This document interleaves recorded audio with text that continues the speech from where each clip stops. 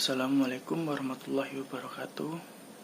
Yang saya hormati Ibu Della Andanda Ningrum selaku dosen pengampu mata kuliah pendidikan lingkungan serta kawan-kawan yang saya banggakan. Pada kesempatan kali ini saya bertugas sebagai moderator kelompok 2 yang mana akan membuat video diskusi materi kelompok 2 yaitu yang berjudul Kota Ramah Lingkungan. Kemudian anggota kelompok 2 yaitu saya sendiri Muhammad Akbar Zulkamal, kemudian Fahri Nur Rahim, Muhammad Tahir Putra Hidayat, Tanwirul Fuad, dan Vina Nanda Sugesti. Kemudian acara selanjutnya yaitu pembacaan materi yang saya akan bacakan. Yang pertama, pengertian kota ramah lingkungan. Green City adalah konsep pembangunan kota berkelanjutan dan ramah lingkungan yang dicapai dengan strategi pembangunan seimbang antara pertumbuhan ekonomi, kehidupan sosial, dan perlindungan lingkungan sehingga kota menjadi tempat yang layak huni tidak hanya bagi generasi sekarang, namun juga generasi berikutnya.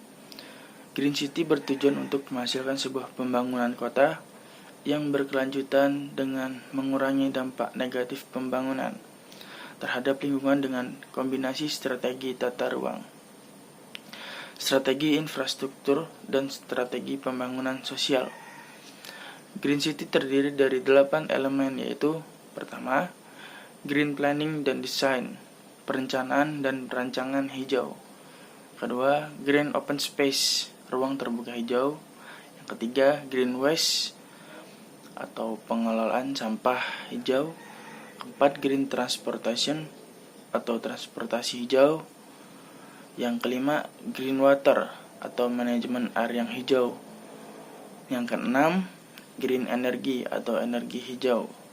Yang ketujuh, green building atau bangunan hijau. Dan yang terakhir, ke-8 yaitu green community atau komunitas hijau. Baiklah, materi berikutnya akan dibacakan oleh pemateri selanjutnya. Kota-kota besar di Indonesia perlu secara cermat mengatasi persoalan ledakan penduduk perkotaan akibat urbanisasi yang brutal. Tidak tertahankan apabila kita berharap bahwa kota-kota tersebut dapat menjadi layak huni di masa mendatang. Salah satunya adalah dengan pengendalian jumlah penduduk dan distribusinya serta yang terjadi di kota-kota besar dan metropolitan yang telah mengalami obesitas perkotaan. Apabila kita mampu menangani perkembangan kota-kota kecil dan menengah secara baik, antara lain dengan menyediakan ruang terbuka hijau, pengembangan jalur pada sepeda dan pedestrian, dan pengembangan kota kompak, dan pengendalian penjalaran kawasan pinggiran. Terdapat beberapa pendekatan Green City yang dapat diterapkan dalam manajemen pembangunan kota. Pendekatan pertama adalah Smart Green City Planning. Pendekatan ini terdiri atas 5 konsep utama, yaitu konsep kawasan keseimbangan ekologis yang bisa dilakukan dengan upaya penyeimbangan air, CO2 dan energi. Pendekatan kedua adalah konsep desa ekologis yang terdiri atas penentuan letak kawasan, arsitektur transportasi dengan contoh penerapan antara lain kesesuaian dengan topografi, koridor angin, sirkulasi air untuk berkoridor angin, dengan strategi pengurangan dampak pemanasan. Cara konsep kawasan pensirkulasi air yang dimaksud water deculating complex. Strategi yang dilakukan adalah daur ulang air hujan. Konsep penghijauan kota ini merupakan pengembangan landscape yang menerus dalam hubungan urban dan rural serta merupakan landscape produktif. Pendekatan terakhir adalah Integrated Tropical City. Konsep ini cocok untuk kota yang memiliki iklim tropis seperti Indonesia. Konsep ini adalah memiliki perhatian khusus yang aspek iklim seperti perlindungan terhadap cuaca, penghutanan, dan dengan memperbanyak vegetasi untuk mengurangi urban heat island. Bukan hal yang tidak mungkin apabila Indonesia menerapkannya seperti kota-kota berkonsep khusus lainnya. Abu Dhabi dengan urban tropianya untuk Tianjin dengan Eco City-nya, mengingat Indonesia yang beriklim tropis. Baiklah, selanjutnya di sini saya akan memaparkan tentang kriteria kota ramah lingkungan. Yang pertama itu ada pembangunan kota yang harus sesuai dengan peraturan UU yang berlaku, seperti UU nomor 24 tahun 2007 tentang penanggulangan bencana. Lalu yang kedua ada UU nomor 26 tahun 2007 tentang penataan ruang. Lalu UU nomor 32 tahun 2009 tentang perlindungan dan pengelolaan lingkungan hidup dan lain-lain. Nomor 2 yaitu ada konsep zero waste yaitu tentang pengelolaan sampah terpadu dan tidak ada yang terbuang. Lalu yang ketiga ada konsep zero run off yaitu semua air harus diresapkan kembali ke dalam tanah, dan konsep ekondrainase. Lalu yang keempat yaitu ada infrastruktur hijau yang artinya tersedia jalur pejalan kaki dan jalur sepeda. Lalu yang kelima ada transportasi hijau. Konsep kota ramah lingkungan. Pertumbuhan kota yang cepat terjadi di negara-negara berkembang, salah satunya di Indonesia. Kota-kota besar di Indonesia seperti di Jakarta, Surabaya, Bandung, Makassar mengalami pertumbuhan yang sangat pesat. Perkembangan tersebut salah satunya dipengaruhi oleh pertumbuhan penduduk yang pesat pula, dan urbanisasi menjadi salah satu sebabnya. Peningkatan jumlah penduduk akan mengakibatkan kebutuhan lahan meningkat. Realita kondisi pertumbuhan kota yang demikian tentu akan mengakibatkan pada degradasi lingkungan. Persebaran lahan terbangun yang sangat luas mengakibatkan inefisiensi jaringan transportasi yang berdampak pada meningkatkan polusi udara perkotaan. Selain itu juga menimbulkan kostrad dan pemborosan.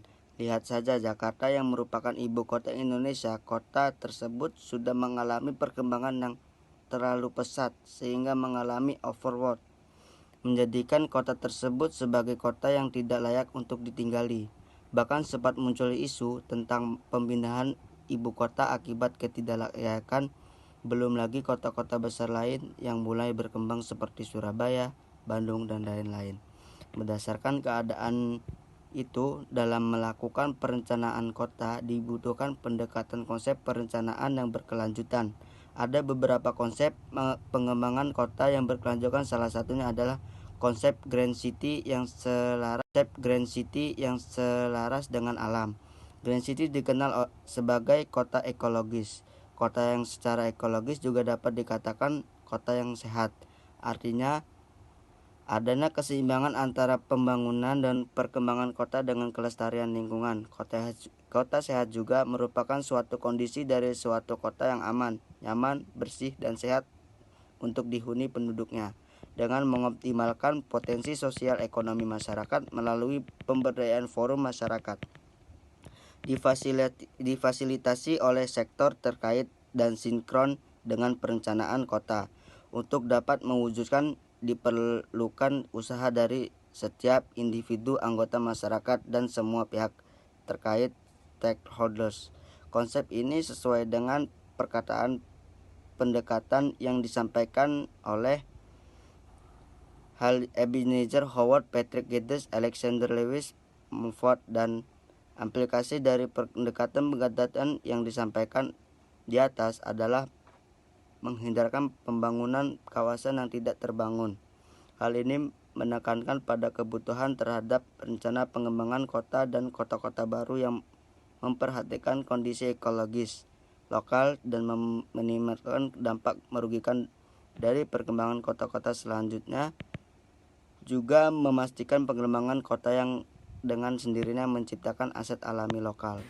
Kesimpulan kota ramah lingkungan: ledakan penduduk yang begitu cepat membawa dampak pada kebutuhan lahan, perumahan, sandang pangan, dan sarana publik lain untuk dipenuhi, sementara kondisi perkotaan tidak mampu mendukung kebutuhan penduduk secara keseluruhan. Akibatnya, banyak persoalan terkait hal tersebut, baik problematika fisik maupun kondisi sosial masyarakat perkotaan. Yang B, konsep Green City menjadi alternatif solusi mengatasi problematika pemenuhan kebutuhan masyarakat dan upaya pelestarian lingkungan. Yang C, saatnya mewujudkan dan mengimplementasikan konsep Green City untuk membangun daerah perkotaan di Indonesia seiring tujuan pembangunan berkelanjutan yang diinginkan bersama demi kesejahteraan masyarakat. Sekian dari saya. Wassalamualaikum warahmatullahi wabarakatuh.